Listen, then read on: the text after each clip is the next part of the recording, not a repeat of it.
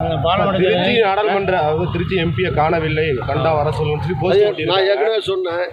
நீங்கள் இந்த இப்போ எத்தனை பார்க்குறீங்க? இந்த காலையில் நீங்கள் என்ன ரிப்போர்ட் நீ தான் பார்க்குறீங்களா? இப்போ எலெக்ஷன் டைமில் தான் 5 வருஷம் எதுவும் இப்படி சொன்னீங்களா? இப்படி உண்மைதான் சார். உண்மை எங்க உண்மை சொல்லையா? பொய் சொல்கிறேன் நீ. நான் பொய் சொல்கிறேன், நீ பொய் சொல்கிற, யார்ட்டையும் காசு வாங்கிட்டு சொல்கிறேன். அப்படி கிடையாது, யாருக்கும் அடிமையாச்சு சொல்கிறேன். அப்படிதான் நான் சொல்லுவேன். 3 வருஷமே இல்லை, நான் 5 வருஷமா வந்துட்டு இருக்கேன். நீ பார்க்கல, நீ சொன்னா நீ ஊர்ல இல்லைன்னு அர்த்தம். இல்லை, நீ யார்ட்டையும் காசு வாங்கிட்டு சொல்கிறேன்னு அர்த்தம். சீமான் பேசுற மாதிரி கட்டவாதியில பேசினா தான் நீ எல்லாம் அடங்குவாங்க. யார் பார்த்து நீ என்ன பெரிய யோக்கிய மாதிரி 3 வருஷம் பார்க்கல, நீ சொல்ற. நீ யார் சர்டிஃபிகேட் கொடுக்குறது? சர்டிஃபிகேட் வேலை பாருங்க. என்ன வேணாலும் கேட்பியா? நிறுத்து, பேச்சு நிறுத்து. நீ கேட்கறதெல்லாம் பதில் சொல்ல வேண்டிய அவசியம் எனக்கு கிடையாது. இஷ்டம்னா இடையில போயிட்டே நீ யார்? எந்த பேப்பர்? எந்த டிவி? எந்த டிவியா நீ? எந்த டிவி அது சொல்லு. ஏபிபி யாது ஓபிபி யாது போயிட்டே இருவானே தமிழ்நாட்டுக்கு அவசியம் இல்லை கிடையாது. ஆனால் அடுத்ததான் வழக்கமாகவே பிரதமர் வந்தாலே ஒரு பிரபலமான நபர்கள் இப்போ சேருவாங்கன்னு சொல்கிறாங்க. அந்த வரிசையில் உங்களையும் சொல்கிறாங்க. அதை எப்படி பார்க்குறீங்க? அவனை செருப்பால் அடிப்பேன். அது மாதிரி சொல்கிறவனே செருப்பால். இனிமேல் சீமான் மாதிரி பேசுகிறேன்னு நான் முடிவு பண்ணிட்டேன். இந்த மாதிரி கேள்வி கேட்டீங்கன்னா என்னுடைய பதில் இப்படி தான் இருக்கும். பிரதமர் திரு மோடி அவர்கள் 2 நாள் சுற்றுப்பயணமாக தமிழ்நாட்டுக்கு வந்திருக்கிறார். தமிழ்நாட்டு மக்களுக்கு எந்த திட்டங்களையும் புதிதாக ஒன்றும் அவர் கொண்டு வரவில்லை. பிஜேபி பொதுக்கூட்டத்திலே கலந்து கொள்கிற போது 10 ஆண்டு காங்கிரஸ் ஆட்சியை காட்டிலும் தான் கூட செய்ததாக சொல்லுகிறார். அதற்கான எந்த ஆதாரம் புள்ளிவரத்தை அவர் கொடுக்கவில்லை. இப்போ மதுரையில் போகிறார், சாமி கும்பிட போகிறார், நல்லா கும்பிடட்டும். பக்கத்தில் எய்ம்ஸுக்கு அறிவித்து அடிக்கல் நாட்டபடியே கிடக்குது. அப்படியே இந்த எய்ம்ஸ் மருத்துவமனையை கட்டுவதற்கு நிதி ஒதுக்கி அந்த பணியை தொடங்கி வைத்தோ திறந்து வைத்தோ இருந்தால் மக்கள் மகிழ்ச்சி அடைவார்கள். வெள்ள நிவாரண நிதி கேட்டு சுமார் 4000 கோடி கேட்டு ₹1 கூட கொடுக்கலன்னு முதலமைச்சர் தளபதி ஸ்டாலின் சொல்கிறார். அதற்கு பிரதமர் பதில் சொல்லட்டும், பணம் கொடுக்கட்டும், மக்கள் மகிழ்ச்சி அடைவார்கள். வெறும் தேர்தல் சென்றாக அரசியலுக்காக மட்டும் அவருடைய சுற்றுப்பயணம் வருவதால் மக்களுக்கு எந்த பலனும் நன்மையும் கிடையாது. கடற்கரையில் இருக்கக்கூடிய மீனவ பெருமக்கள் தொடர்ந்து கைது செய்யப்படுகிறார்கள். அவருடைய விசைப்படகுகள் ஏறக்குறைய 150 விசைப்படகுகள் இலங்கை கடற்கரையில் கடந்து மக்கி மண்ணாகி கொண்டிருக்கிறது. அவற்றையெல்லாம் மீட்டு கொண்டு வருவதற்கு மத்திய அரசுக்கு முடியாத ஒரு அரசாக, கையாலாகாத ஒரு அரசாக மத்திய அரசு செயல்பட்டு கொண்டிருக்கிறது. ஸோ இலங்கை அரசோடு பேசி அந்த விசைப்படகுகளை மீட்டு கொண்டு வர வேண்டும். அது மக்கி அழிந்திருந்தால் அதற்கான நஷ்ட ஈட்டை இலங்கை அரசிலிருந்து பெற வேண்டும்.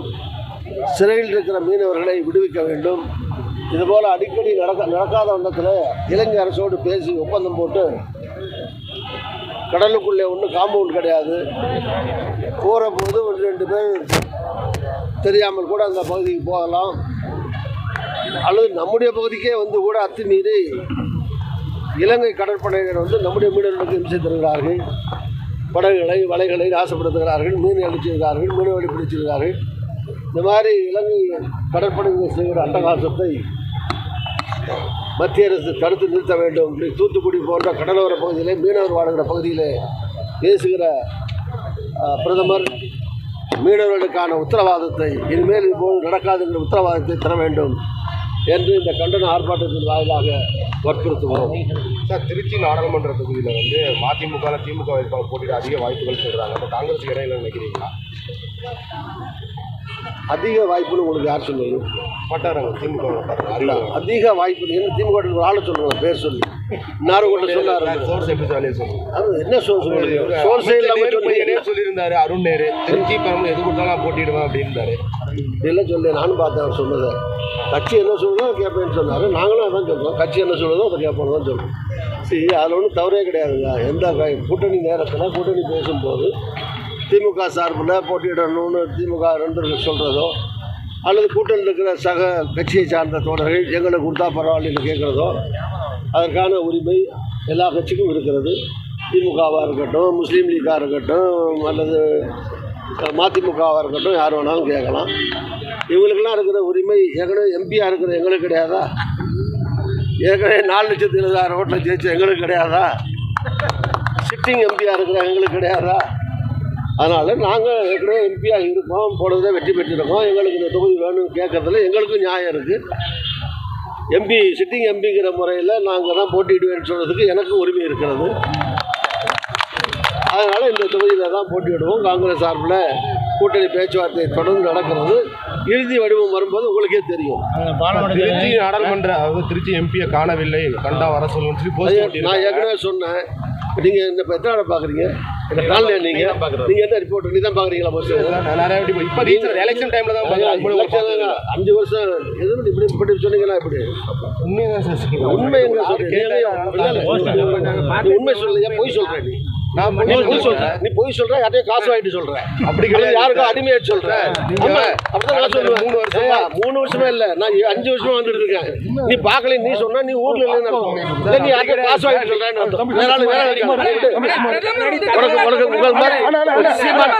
சீமான் பேசுற மாதிரி கட்டவாதியில பேசினா தான் நீ எல்லாம் அடங்குவாங்க. யார் பார்த்து நீ என்ன பெரிய யோக்கிய மாதிரி 3 வருஷம் பார்க்கல நீ சொல்ற. நீ யார் சர்டிஃபிகேட் கொடுக்குறது? சர்டிஃபிகேட் கேட்க வேலை பாருங்க. என்ன வேணாலும் கேட்பியா? நிறுத்து, பேச்சு நிறுத்து, பேச்சு நிறுத்து. நீ கேட்கறதெல்லாம் பதில் சொல்ல அவசியம் எனக்கு கிடையாது. இஷ்டம்னா இடையில போயிட்டே நீ யார்? எந்த பேப்பர்? எந்த டிவி?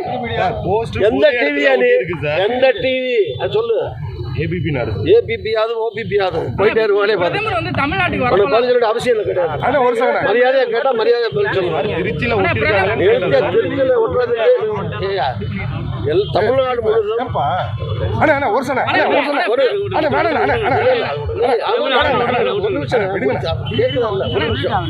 தமிழ்நாடு முழுவதும் எதிர்கட்சிகளின் சார்பில் எம்பி படங்களை போடாமல் எல்லா தொகுதியிலையும் எம்பியை காலம் ஒட்டிடுங்க.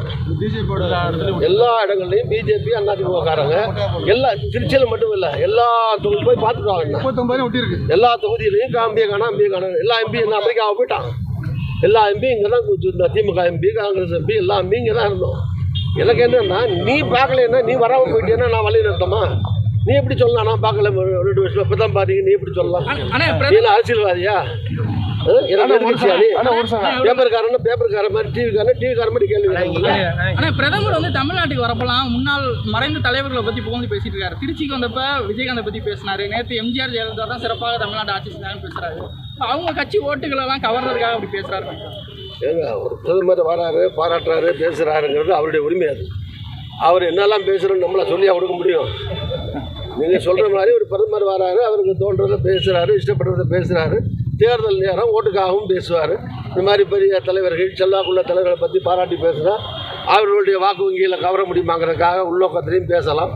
அதனால் அவர் என்ன பேசுகிறாரோ அதுக்கு அவர் தான் பொறுப்பே தவிர நாம் அவர் எழுதி கொடுத்து பேச வைக்க முடியும். குறிப்பிட்டு அதிமுக வந்து இப்போ 3 நாளாக பிரிஞ்சிருக்க நேரத்தில் ஆமாங்க அந்த தொண்டர்களை வந்து தன் பக்கம் இழுக்கணுங்கிறக்காக அப்படி பேசிடுவார்னு நினைக்கிறீங்களா? கண்டிப்பாக நீங்கள் நினைக்கிற மாதிரி தான் நான் நினைக்கிறேன். நீங்கள் எப்படி நினைக்கிறீங்களோ அதே மாதிரி தான் நான் நினைக்கிறேன். இவ்வளோ நாள் பேசலையே, இதுக்கு முந்தியெல்லாம் வரும்போது பேசலை இல்லையா? இப்போ பிடிச்சி எம்ஜிஆரை பாராட்டுறதோ இல்லை ஜெயலலிதா பாராட்டுறதோ அவருடைய என்ன பிரிஞ்சிருக்குது, அந்த கூட்டணி இப்போ இல்லாமல் இருக்குது. அதனால் தனியாக பிஜேபி போகிற போது அதிமுக ஓட்டுகளை பிரிக்க முடியுமாங்கிறதுக்காக அந்த உள்நோக்கத்தோடு அவர் பேசியிருக்கலாம், அல்லது உள்நோக்கத்தோடு தான் பேசியிருக்கார் என்று சொல்லலாம். ஆனால் அடுத்ததாக வந்து வழக்கமாகவே வந்து பிரதமர் வந்தாலே ஒரு பிரபலமான நபர்கள் வந்து இப்போ சேருவாங்கன்னு சொல்கிறாங்க. அந்த வரிசையில் உங்களையும் சொல்கிறாங்க, அதை எப்படி பார்க்குறீங்க? அவனை செருப்பால் அடிப்பேன். அது மாதிரி சொல்கிறவனே செருப்பால். இனிமேல் சீமான் மாதிரி பேசுகிறேன்னு நான் முடிவு பண்ணிட்டேன். இந்த மாதிரி கேள்வி கேட்டிங்கன்னா என்னுடைய பதில் இப்படி தான் இருக்கும். ஏன்ட்ட 50 வருஷம் அரசியலில் இருக்கிற என்ன நீங்கள் உங்களுக்கு என்ன உங்கள் வயசு நீங்கள்லாம் ரிப்போர்ட்டர்ஸு 25-30 இருக்கும். உங்களுக்கு 30 வருஷத்துக்கு முந்தைய அரசியலில் இருங்க. யார்கிட்ட என்ன கேட்குறேன்னு ஒரு தரம் வேணும். நீங்கள் போய் இப்போ ஸ்டாலினை பார்த்து கேட்பீங்களா? கேளுங்களேன் போய். அங்கேயே பின்னாடி எல்லாம் போட்டு பொத்திடுவான். என்ன ஒரு விவசாய வேணுமில்ல? விவசாயம் இல்லாமல் கேட்டிங்கன்னா என்ன அர்த்தம்? எவனாவது ஒருத்தர் இந்த ஊடகம் பேரில் வச்சுக்கிட்டு 5000 பேர் வியூவர்ஸை வச்சுக்கிட்டு சம்பாதிக்கிறதுக்காக ரூமில் உட்காந்துக்கிட்டு பொழப்பு நடத்துகிறான். நானும் பேட்டி கேட்டால் கொடுக்குறேன், பாவம் பொழைச்சிட்டு போகிறாங்கன்னு. நிறைய சேனலுக்கு நான் தான் பேட்டி கொடுக்குறேன். வேறு யாரும் போய் தனியாக ஒன்றுலாம் கொடுக்க மாட்டாங்க. நான் கொடுக்குறது போய் தொலைஞ்சு போகிறான், வாழ்ந்துட்டு போகிறான்னு தான் சொல்கிறேன். சில பேர் அதை நம்பியே இருக்கான் பாவம். அதில் ஏதாவது வருமானம் வரும், காசு வரும், போயிட்டு போகிறான்னு கொடுக்குறேன்.